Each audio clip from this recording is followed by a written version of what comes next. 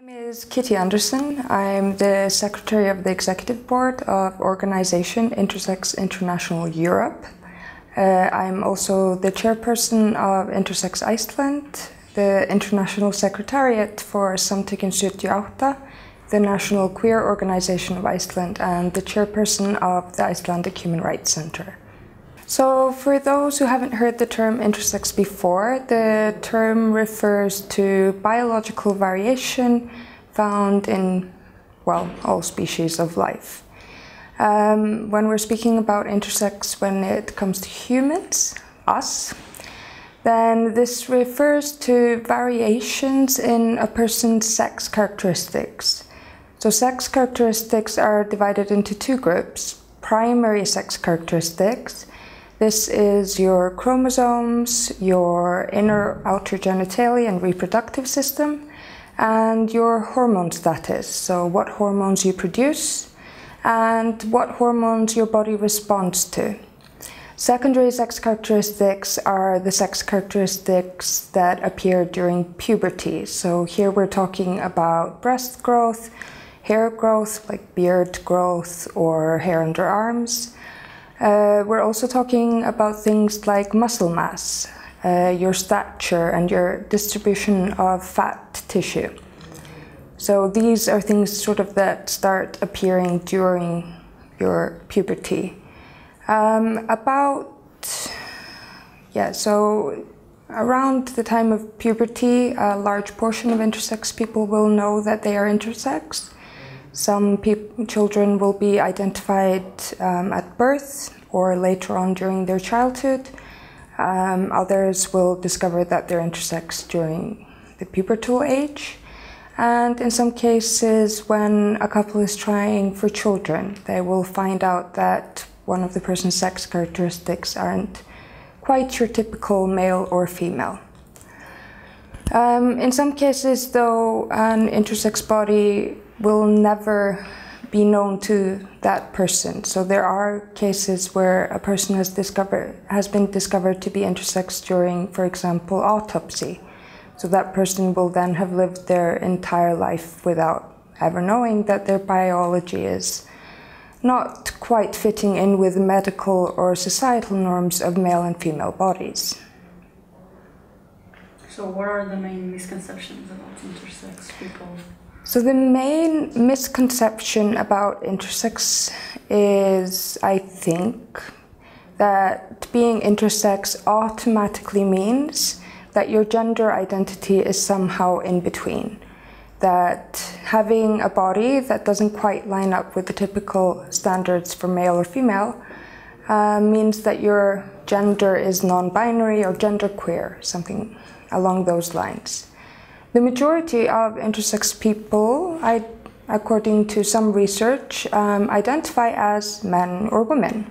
Yes, some intersex people also identify as non-binary or genderqueer or outside of the man-woman binary, but it isn't sort of an automatically that your biology doesn't quite fit male or female, that you don't identify as a man or woman. There are also sort of misconceptions that are more rooted in mythology. So the term hermaphrodite has been used for intersex people. This really isn't the case. The term hermaphrodite basically refers to a being that has both male and female anatomy. So a person who has both male and female genitalia and reproductive systems. This does happen in nature. For example, snails can be hermaphrodites or are hermaphrodites. But this is generally not the case when it comes to humans.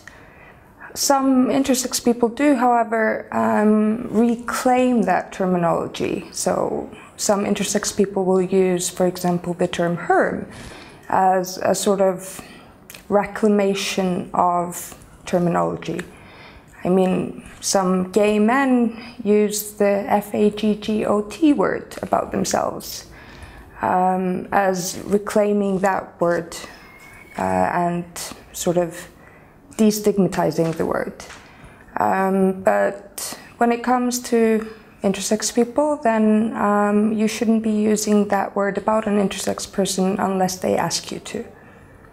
So what does intersex have to do with gender identity or sexual orientation? Yeah. Not much, really.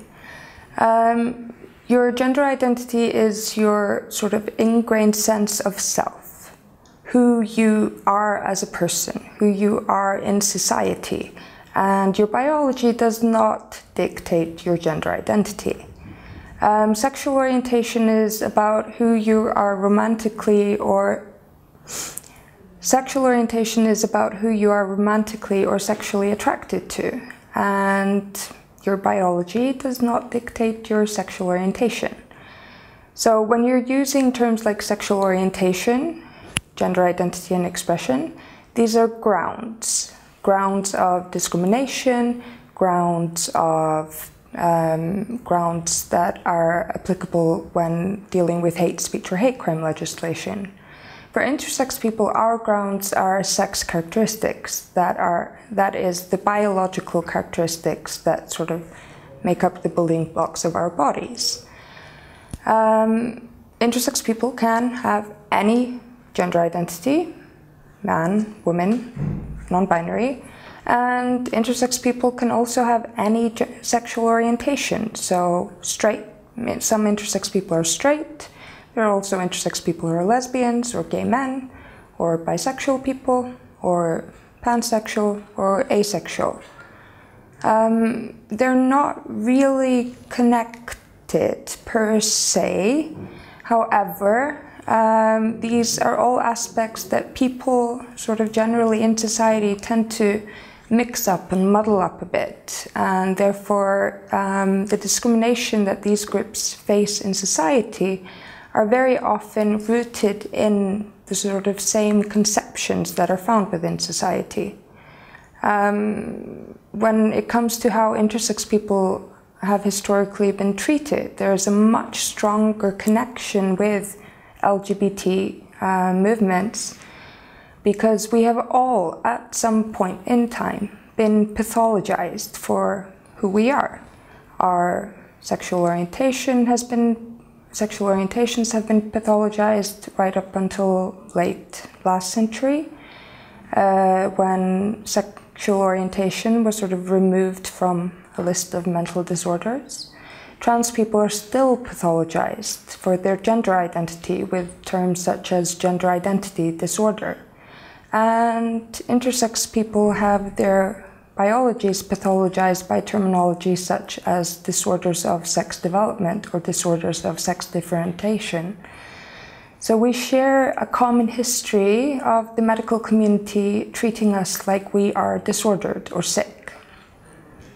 A lot of intersex people have faced various surgical or hormonal treatments in childhood to normalize their sex or make their sex in some way clear.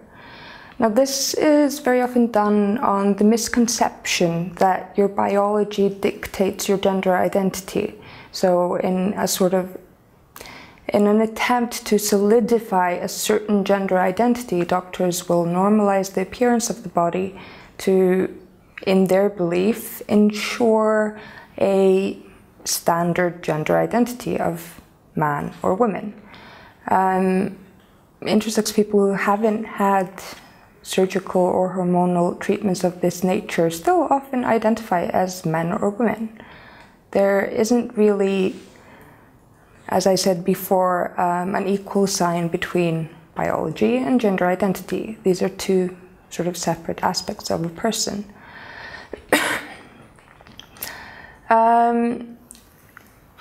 Many of these medical treatments used to be rooted in deep homophobia.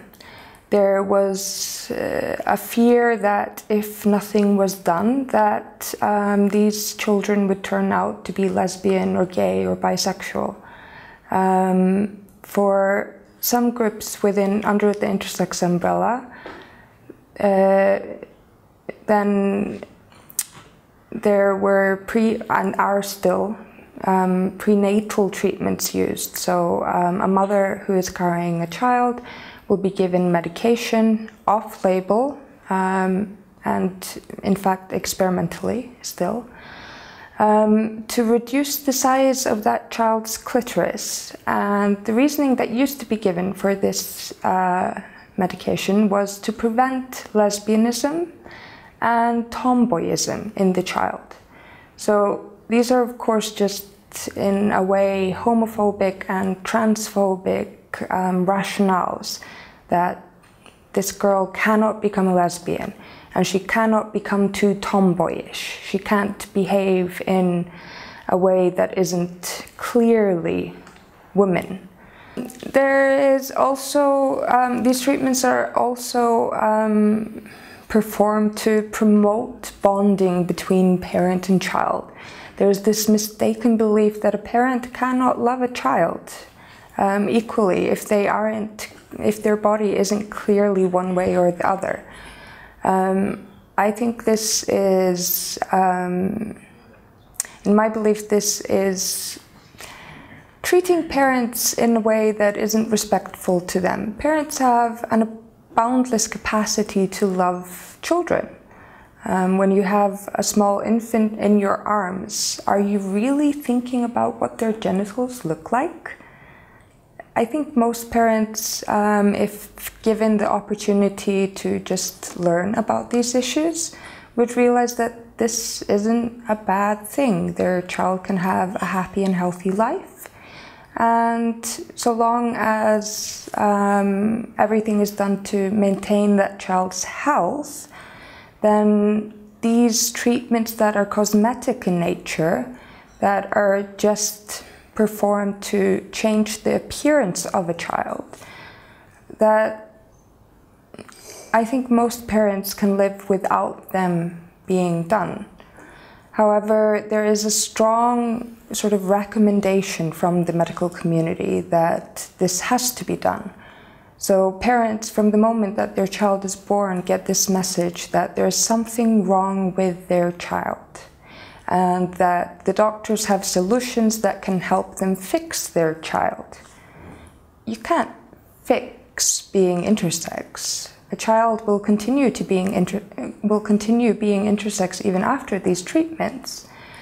They will just have to deal with the long-term effects of hormonal treatments and the long-term effects of very invasive surgical procedures on their genitals in some cases. So the surgical procedures, of course, leave scar tissue. As the child grows, that scar tissue has the potential to stretch and break down, facilitating the need for further surgical interventions, meaning that children might have to go repeatedly to a hospital to fix the trauma that has been put upon them when they're infants. These treatments have been called out by, for example, the UN Committee on the Rights of the Child as a breach of the UN Convention of the Rights of the Child, specifically the part of the UN Convention that says that states parties should take all appropriate measures to abolish traditional practices that are prejudicial to the health of children. These practices just became enshrined into medical tradition, and doctors started going along this treatment path in the 1950s.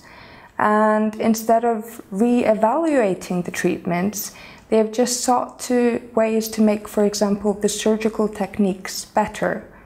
The thing is, it isn't about how good the surgical techniques are. That isn't the thing. The thing is that you are taking choice away from a child before that child can even express their own views and opinions on what is being done. Even if they get to a place where the surgical techniques are perfect and there are no long-term effects connected to them, and they are very far from that place today, then it's still about taking away the child's right to make choices for his, her, or themselves.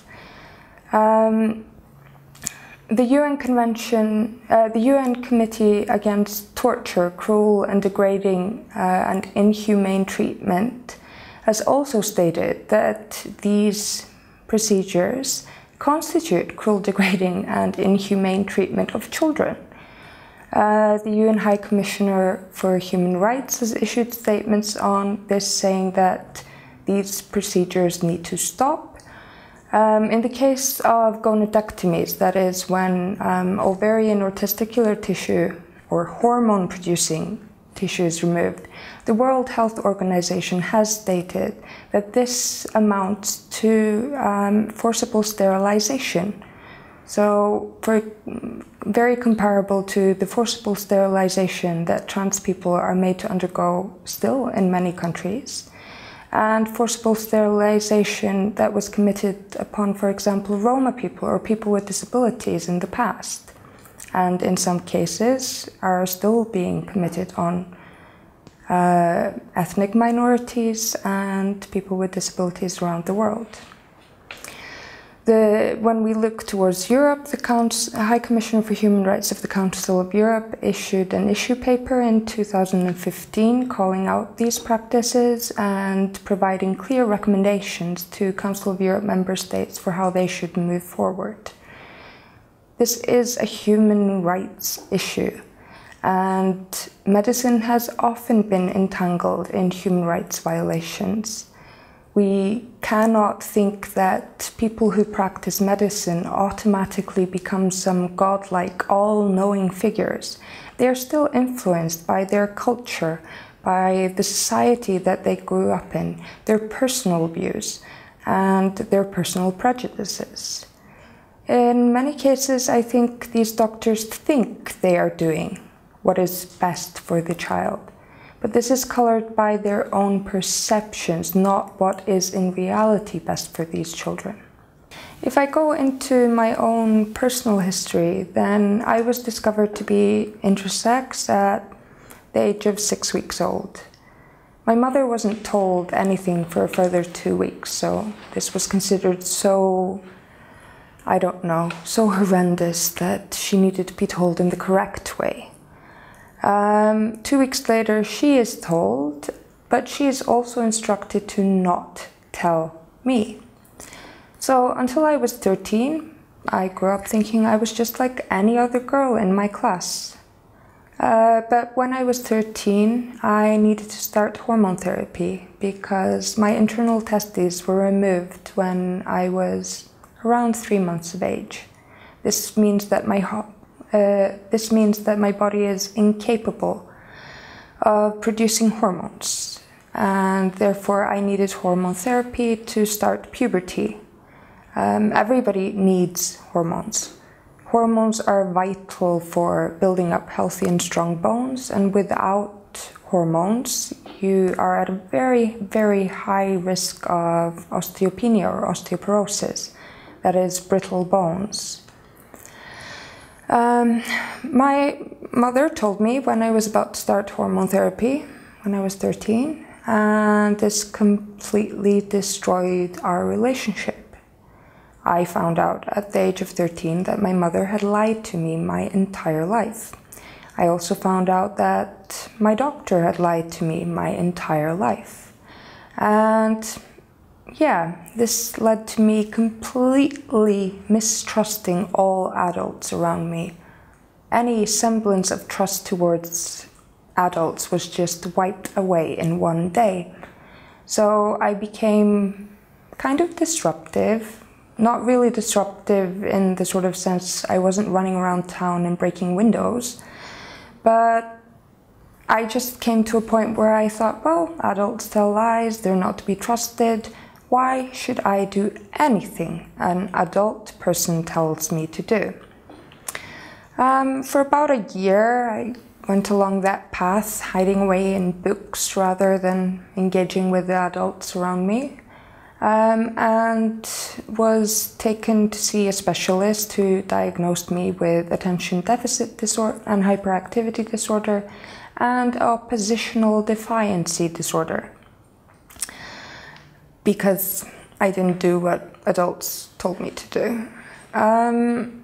Shortly after that, I was institutionalized in state psychiatric ward. But before I went to the state psychiatric ward, my pediatric endocrinologist had me come in for an appointment where he told me that I should not tell the people who were working there about my biology. It would interfere with my treatment. I would not get the best care possible, and that they would not be able to understand. Well, I had oppositional defiancy disorder. So of course, when I went into the state psychiatric ward, I did exactly the opposite of what he told me to do. It took me a while, about a week, to build up the courage to do so. But after about a week, I told my psychiatric nurse, and she started talking about this with other professionals there. And 7 weeks after I was committed, I was discharged with a new diagnosis, a diagnosis of mild depression brought on by traumatic life events. My mother at this point, my relationship with my mother starts healing a bit, because she was realizing that what she did wasn't the best for me. But then when I was 15, my cousin is born, and she was also intersex. She shared my biology. And my mother and my aunt, my mother's sister, who is my cousin's mother, they turned around and did things completely differently. She has always known. This has never been hidden from her. I was always taught to never tell anyone, not to tell my friends, not to tell anyone around me. Her pediatric endocrinologist was the same as mine, and she was told the same, and her mother was told the same, do not tell her. But at this point, my family had reached a point where we just went, no, we do not listen to him for anything to do with social matters. Sure, we'll listen to him when it comes to blood tests or anything that has actually something to do with medicine, but how we live our lives is none of his business. So when she was 10, she stood up in front of her entire class and gave a presentation on why her biology was a little bit different. And nothing bad happened. She wasn't teased, she wasn't bullied, she wasn't ostracized. None of the things our doctor had told us would happen, happened. And that's also my personal experience. I haven't been bullied after I came out. I haven't been harassed by my friends or my family, because, you know what, they're my friends and my family. I've gotten inappropriate questions. I was once asked on live radio how I have sex. Don't do that. No. That's none of anyone's business. But in general, when it comes to my friends, my co-workers, my family, nothing bad ever happened. The LGBTIQAP community is sometimes very accepting, sometimes not as accepting, sometimes very well informed, and sometimes just downright ignorant.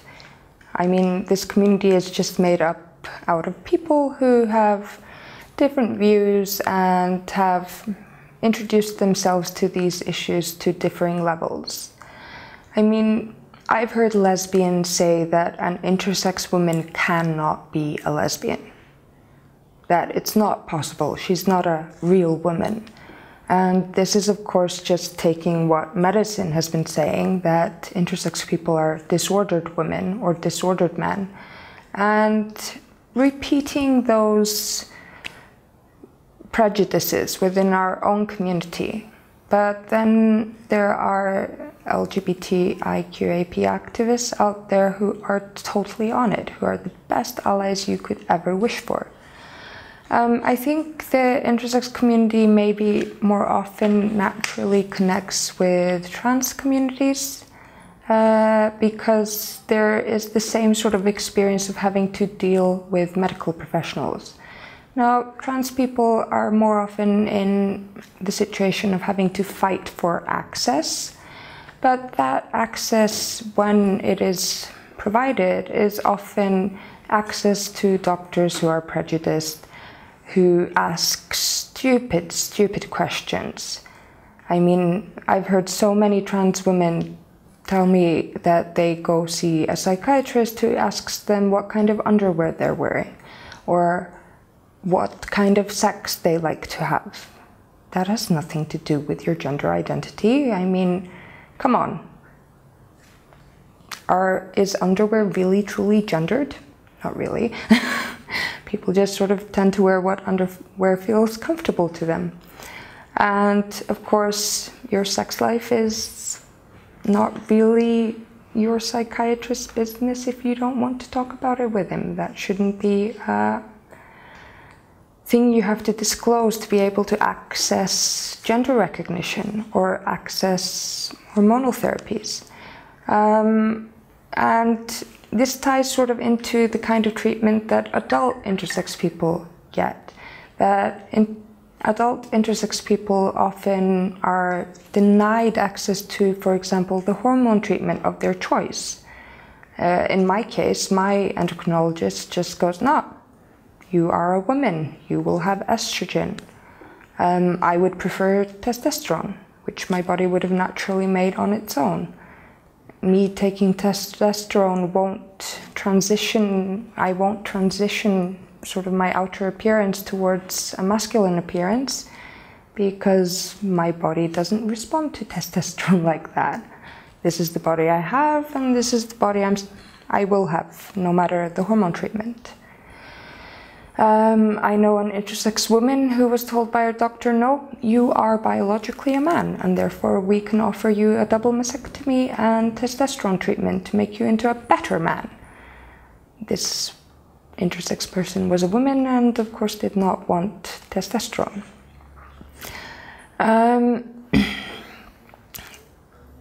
But I mean, the road to this has been rocky. Even my own personal journey towards connecting with the LGBTQ community has in a way been rocky. In about 10-12 years ago, I contacted my local LGBT community. I wasn't asking to join up or asking them to add a letter. At that time they hadn't even added the T. I was asking for maybe access to their community center once a month for 2 hours to be able to advertise meetings and see if I could sort of form a support group in Iceland. And I was told when I called them that no, that was not possible. There was no space for freaks such as me in their community center. Today I'm on the board of that organization, and they are probably one of the most intersex inclusive LGBTQIAP organizations out there.